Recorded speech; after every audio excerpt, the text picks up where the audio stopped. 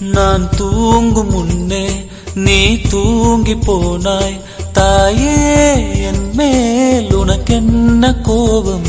கண்ணான கண்ணே, என் தெய்வ பெண்ணே, கண்ணில் தூசி நீ ஊத வேண்டும். ஐயோ ஏன் இந்த சாபம்? எல்லாம் என்றோ நான் செய்த பாவம்.